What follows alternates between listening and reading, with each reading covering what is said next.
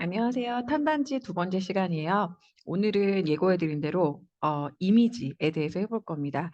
우리가 시를 시답게 만드는 세 가지 요소가 있었고, 그래서 우리가 그것을 시의 특성 세 가지, 첫 번째 음악성, 두 번째 회화성, 그리고 세 번째 함축성, 이렇게 세 가지가 있었어요. 제가 원래 세 번에 나눠서 하려고 했는데 마지막에 표현법이 좀 양이 많아서 잘하면 네 개로 쪼개질 수도 있을 것 같아요. 소설은 또 그보다 간단하니까 예 그래도 힘내보세요. 자, 이미지는 여러분 아까 제가 조금 전에 말씀드렸던 세 가지 요소 중에 회화성, 그림처럼 보인다는 얘기죠. 하나의 영상처럼 보인다는 얘기입니다. 제가 수업 중에 그런 얘기 많이 해요. 시라는 것 우리 형상화 얘기 설명했던 거 기억나시죠? 시인이 자기가 전달하고자 하는 메시지를 어떻게 그죠. 직접적으로 얘기하는 것이 아니라 어떤 구체적 상황을 통해서 여러분들한테 제시하고 우리는 그것을 거꾸로 '어떤 상황이지? 왜 이런 상황을 나한테 보여주는 거지?'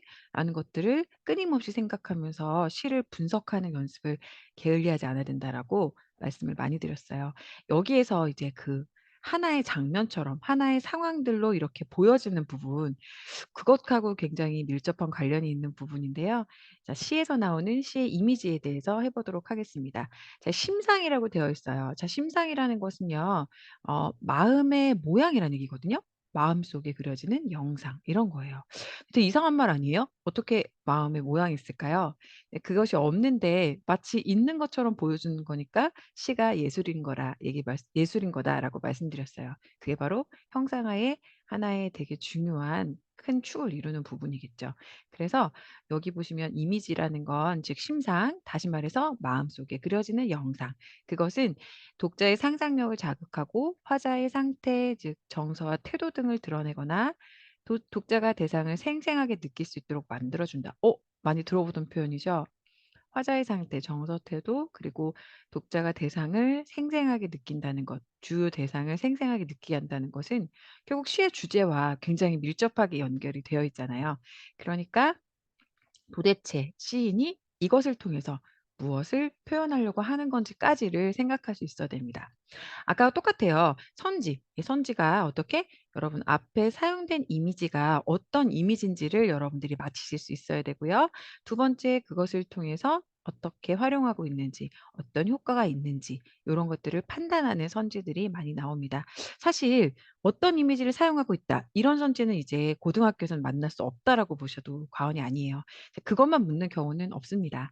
이제 대표적인 것들이 이제 뭐 이런 어 어떤 이미지를 사용했는지를 묻고 그리고 그것에 대한 효과가 뭔지 맞히는 문제 아니면 여러분이 그렇게도 싫어하는 외부 작품을 통해서 같은 이미지를 사용하고 있는 그런 것들을 찾아봐라 이런 용도로는 쓰이지만 단순히 무슨 이미지가 쓰였는지를 묻는 경우는 거의 없다라고 생각하시면 됩니다. 항상 연결해서 생각하는 연습 충분히 하셔야 됩니다.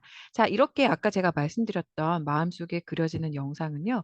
되게 여러 가지 방법으로 만들 수 있는데 가장 대표적인 것이 바로 감각적 이미지입니다. 여러분 감각적 이미지가 뭐예요? 인간의 오감. 그죠? 보고 냄새 맡고 맛보고 듣고 만지는 이렇게 다섯 가지의 감각으로 구체적인 대상으로 표현할 수 있을 거잖아요. 그중에서 어떤 감각이 사용되는지를 찾을 수 있어야 됩니다. 그리고 두 번째는 뭐 비유나 어떤 상징을 통해서도 어 이미지를 표현할 수 있는데 그거는 이제 이따 비유와 상징을 통해서 설명해 드리도록 하겠습니다. 그래서 우리가 이번 장에서는 주로 감각적 이미지를 공부할 거예요. 그래서 어떤 이미지가 있다면 그게 분명히 글로 전해질 거거든요. 여러분한테 글로 전해지는 건데 글을 읽고 있는 것 같은데 뭔가 냄새가 나는 것 같아. 뭔가 맛이 느껴지는 느낌이야. 뭔가 만져야만 알 수 있는 감각적 이미지야. 혹은 들리는 것 같은 그런 이미지야. 보이는 것 같아. 그다음에 그 유명한 공감각적 이미지까지 그리고 그것과 쪼금 헷갈릴 수 있는 복합 감각 이미지까지 살펴보겠습니다. 자, 첫 번째 감각적 이미지는 아까 말씀드렸죠? 분명히 글로 주어지는 시의 내용인데 그게 시각, 청각, 후각, 촉각, 미각 같은 인간이 인지할 수 있는 감각 기관으로 인지할 수 있는 그런 감각적 이미지와 연결된다는 거예요. 자, 첫 번째 한번 볼게요. 시각적 심상은 눈으로 보이는 거예요. 색깔, 명암, 모양, 뭐 경치 이렇게 눈으로 느낄 수 있는 이미지가 주어집니다. 한번 볼게요. 자, 길이에요. 한 줄기 구겨진 넥타이처럼 풀어져 일광의 폭포 속으로 사라지고 조그만 담배 연기 내뿜으며 새로 2 시에 급행 열차가 들을 달린다 그랬거든요. 자, 여러분 제가 그림 못 그리는 거 잘 그리는 거 잘 아시죠? 자, 분명히 나는 글을 읽었는데 여러분 어떻게 할 수 있어요? 한 편의 그림을 완성할 수 있죠? 자, 길은 구겨진 넥타이처럼 이렇게 풀어져 이해하세요? 자, 이렇게 풀어져서 이렇게 생각해 가지고 여기 폭포 속으로 사라지고 이게 폭포 아니에요. 자, 폭포 속으로 사라지고 조그만 담배 연기를 내뿜으며 자, 그러면 얘는요 일광의 폭포니깐요. 실제 폭포는 아닌 것 같아요. 빛이 폭포를 이루고 있는 상태니까 제 생각에는 이게 뭘 것 같아요? 석양 같습니다, 석양. 석양. 선생님 지금 이거를 마우스로 그리고 있어요. 대단하지 않습니까? 네, 제가 펜을 쓰는 법을 다시 연습해 볼게요. 자, 석양 속으로 사라지는 뭐를 표현한 것 같아요? 기차입니다, 기차. 근데 기차인데 열차인데 열차가 어떻게 담배를 핀다고요? 아니잖아요. 뭐예요? 요렇게 푹 하면서 예. 잘 그렸죠? 네. 요렇게 가는 모습이에요. 저 뭐 하고 있어요? 분명히 글을 읽었는데 여러분 그림으로 제가 표현해 냈어요. 눈으로 확인할 수 있는 것들을 글로 표시하고 있습니다. 시각적 심상이 사용됐다라고 말할 수 있겠죠. 자, 다음으로 가 볼게요. 자, 이번에는 청각적 심상이에요. 분명히 글을 읽고 있는데 귀에 들리는 것 같은 그렇게 표현이 되어 있는 이미지를 말하는 겁니다. 의성어 가능하겠죠? 노래, 뭐 소리 등을 이렇게 표현한 걸 말하는 겁니다. 여러분은 이 타는 목마름으로라는 시를 잘 모를 거예요. 근데 이 김지아라는 분의 시는요. 여러분 우리 역사가 참 슬픈 역사가 많잖아요. 그래서 국어를 가르치다 보면 되게 슬퍼지고 침울해지는 순간이 많은데 이분은 우리 암울했던 독재 정권 시대에 그 독재 정권에 항거하던 시를 쓰시던 분이에요. 이제 그걸 연상하시면서 상황을 한번 생각해 보겠습니다. 자, 아직 동트지 않은 뒷골목의 어딘가 발자국 소리, 탁탁탁탁 호루락 소리, 삑 그다음에 쿵쿵쿵쿵 그다음에 들리세요? 이게 뭐냐면 예 그죠. 자유 자유를 위해서 민주 항쟁 투쟁을 하던 어떤 투사가 연행되는 과정일 거예요. 근데 어떤 그런 얘기를 하나도 해 주지 않고요. 오로지 뭐야 바로 옆에서 정말 이런 소리가 들리는 것처럼 글로 표현해 놨습니다. 청각적 심상이라고 볼 수 있겠죠? 자, 그다음에 미각적 심상 볼게요. 자, 미각이라는 거는 볼게요. 자, 어질고 고운 그들이 맨남새도 케어오리. 집집마다 봄을 씹고 사는 마을. 봄을 씹는다. 자, 봄을 씹는다 하면 여러분 사실 여기 지금 뭐예요? 아마도 이게 무슨 나물이나 이런 봄나물 같은 거겠죠? 선생님도 맨남새가 뭔지 몰라요. 예, 몰라도 됩니다. 자, 케어 온대잖아요. 봄을 씹는다. 마치 우리가 나물 같은 거를 씹는 그런 이미지가 연상되잖아요. 촉각적 아니 미각적 이미지와 연결된다. 이렇게 보시면 돼요. 자, 그다음에 후각이에요. 냄새입니다, 냄새. 향그러운 꽃지짐 자, 이 부침개 냄새 말아요, 부침개. 자, 부침개 냄새 기름 냄새 아시지 않습니까? 명절 때 나는 냄새. 자, 그 냄새가 나는 것처럼 이렇게 표현을 하고 있고 강한 향기라는 표현을 통해서 코피 그 피향 있죠, 여러분. 피비린내 그런 것들을 연상하게 만들어요. 글로 전해졌지만 그런 냄새들이 연상되는 이런 것들을 우리가 심상 감각적 이미지라고 합니다. 자, 그다음에 촉각적 심상. 자, 나는 한 마리의 어린 짐승, 젊은 아버지의 서늘한 자 서늘하다, 서늘하다. 그다음에 열로 상기된 열이 잔뜩 나 있는 어린아이예요. 이제 아픈 상태인데요.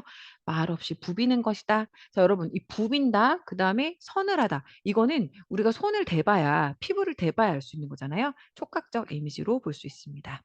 자, 이 시 가르칠 때마다 애들이 소리를 지르고 너무너무 좋아하는데 이 시 굉장히 깊은 철학에 담겨 있고 슬픈 그런 시입니다. 자, 가난하다고 해서 사랑을 모르겠는가? 자, 내 볼에 와닿던 내 입술의 뜨거움. 사랑한다고 사랑한다고 속삭이던 내 숨결. 여러분 그냥 글을 봤는데 여러분은 왜 소리를 지르는 걸까요?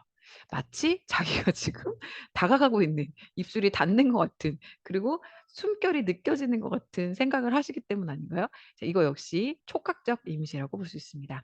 자 별표 청계자 여러분 이거는 중학교 때부터 뭐 고등학교 내신에서 아주 사랑하는 그런 내용입니다. 그리고 당연히 수능에서 이제 선지에서 등장을 합니다.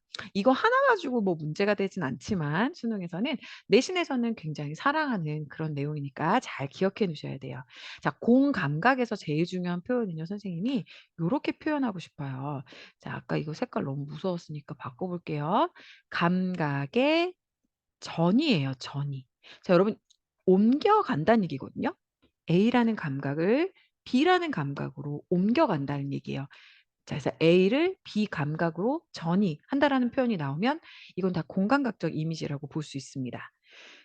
자 이건 어떻게 하는 거냐면요 여러분 지금 흔들리는 종소리라고 표현돼 있어요. 선생님이 수식어 중요하다는 거는 너무 강조해서 이제 막 지겹죠. 자 그런데 흔들린다라는 거는 뭐예요? 흔들리는 거 어떻게 파악할 수 있어요? 냄새로 아나요? 소리가 들리나요? 맛을 보나요? 아니죠. 눈으로 확인을 해요. 그래서 얘는 시각입니다. 시각적 이미지와 그다음에 종소리네요. 종소리. 예 소리는 뭐예요? 네 청각이죠 여러분. 청각입니다. 그러면 원래 이 사람이 표현하고 싶었던 건 청각입니다. 그죠? 청각인데 어떻게 해요? 그 종소리가 "흔들린다."라고 표현하고 있어요. 그래서 종소리가 흔들린다는 의미이기 때문에 원래 청각에서 출발해서 시각으로 옮겨간 거예요. 그래서 청각의 시각화라고 돼 있어요. 자 이게 감각적 이미지들 중에서 가장 빈출되는 문제가 바로 이 공감각적 심상인데 이 공감각적 심상을 쉽게 하는 방법은 여러분이 이걸 보신 다음에 표현하고자 하는 원래의 그 주인공이 누군지를 찾으시는 거예요. 그리고 그게 또 어렵다면 주어와 서술어의 형태로 바꿔 봐라라고 말씀드려요. 그럼 얘는 어떻게 된 거죠? 흔들림이 종소리다 아니잖아요. 종소리가 흔들린다 이런 뜻이잖아요. 그러니까 시작점이 어디냐는 거예요. '아 소리라는 걸 표현하고 싶었구나. 그래서 청각을 어떻게 시각화시켰다.'라고 표현하는 겁니다. 아시겠죠? 자 그다음 요거 한번 해 볼게요 그러면. 새파랗대요 여러분. 새파란 초생딸은 맛보는 건가요? 듣는 건가요? 냄새를 맡는 건가요? 만질 수 있나요? 아니죠. 뭔가요? 네 맞아요. 시각입니다 여러분 시각. 근데 시리다요 시리다. "아이 시려." 이건 뭐죠? 촉각이죠. 그럼 여러분 이 사람이 표현하고 싶은 주인공이 누구냐면 초생딸을 표현하고 싶은 거예요. 초생딸이 어떤지 말해 주고 싶은 거예요. 그러니까 시각을 어디로 옮겨갔어요? 촉각. 시리다라는 촉각으로 옮겨갔다라고 보는 것이 정확하겠죠. 그래서 시각의 촉각과라고 표현합니다. 자 그다음에 좀 헷갈릴 수 있다고 제가 아까 말씀드렸던 복합감각적 이미지를 말씀드릴 건데요. 아까 공감각적 이미지의 제일 중요한 포인트는 전이 A가 B로 옮겨간다는 거예요. 그러니까 사실은 A인데 A를 나타내는 방법을 B라는 또 다른 감각을 이용해서 두 가지로 표현해 보는 거잖아요. 이제 복합 감각의 이미지는 그게 아니라 두 개가 독립된 겁니다. 그래서 각각의 감각적 이미지가 따로 존재하는 것뿐 핵심 전이가 일어나지 않습니다. 전이가 일어나지 않아요. 자 볼게요. 술이 익는다. 술 익는 마을이고요. 그다음에 저녁 놀이에요. 얘네 둘이 전이가 일어나지 않죠. 서로 연결되어 있지 않아요. 그러니까 얘는 그냥 술이 익는다는 후각, 술이 익으면 여러분 술 잘 모르시겠지만 우리나라 전통은 이제 곡주, 곡물을 발효시키는 거기 때문에 그게 발효될 때 굉장히 그 술 냄새가 난다고 해요. 선생님도 모릅니다. 근데 어쨌든 그 전통주 냄새, 익는 냄새가 있다고 하는데요. 그래서 후각적 이미지예요. 이거는 특히 고전 시가에 술 익는 냄새라는 표현 정말 많이 나오거든요. 후각이라는 거 잊지 마세요. 자 그다음에 타는 저녁놀은 여러분 선생님 타고 있는 거니까 촉각 아닌가요? 근데 우리가 그걸 만질 수 있는 건 아니잖아요, 저녁 노을을. 보는 거죠. 그래서 '저녁 노을은 시각이다. 이렇게 각각 존재한다.'라고 이해하시면 되겠습니다. 자 이해되고 계신 거죠? 자 그다음에 넘어가 볼게요. 이제 설명이 다 끝났는데 이제는 뭘 해볼 거냐면요. 이번엔 감각적 이미지는 아니고요. 움직임에 따른 그다음에 방향에 따른 또 이미지들이 있어요. 그래서 선지에 이런 표현이 나올 수 있어요. 동적 이미지, 정적 이미지, 그다음에 상승적인 이미지, 하강의 이미지 이런 얘기 나올 거예요. 그러니까 그 이미지잖아요, 걔 역시. 자 그래서 우리는 분명히 글을 읽었는데 막 올라가는 느낌, 내려가는 느낌, 막 움직이는 느낌, 가만히 서 있는 느낌. 이런 이미지를 예 영상 하나의 영상을 여러분한테 제시해 주는 겁니다. 네. 이해되셨죠? 자 그래서 한번 해 보도록 하죠. 자 여기 보시면 기다리지 않아도 오고 기다림마저 이뤘을 때 너는 온대요. 근데 그 애가 어떻게 와요?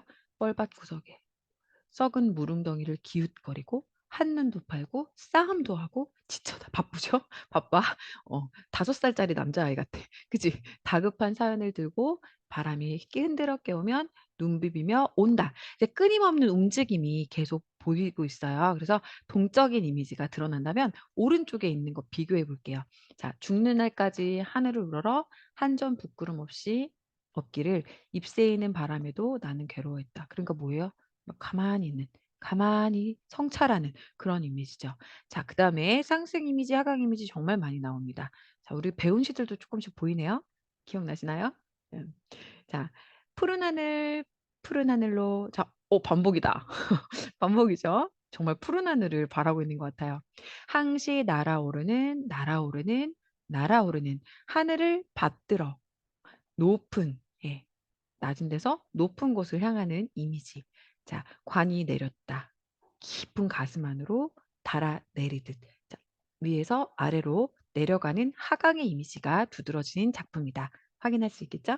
자 그다음에 이제 여러분이랑 연습 문제 한번 해 볼게요. 자 "시각적 이미지가 두드러진 부분을 찾아라."라고 얘기했어요. 자 선생님이 말씀드렸지만 미리 좀 연습을 하고 이제 맞춰 보는 재미도 있을 것 같아요. 그래서 여기서 지금 "시각적 이미지를 찾아라." 그랬으니까 여러분들이 한번 볼게요. 뭐 굉장히 많아요. 사실 시각적 이미지는 되게 흔한 감각적 이미지거든요. 읽어 볼게요. "들가에 떨어져 나가 앉은 매기슭이." 매라는 거는 산기슭이 넓은 바다의 물가 뒤에 나는 지으리 나의 집을 다시 큰 길을 앞에다 두고 길로 지나가는 사람들은 제가끔 떨어져 혼자 가는 길. 하얀 여울턱에 날은 저물 때 나는 문간에 서서 기다리리. 새벽새가 울며 지내는 울며?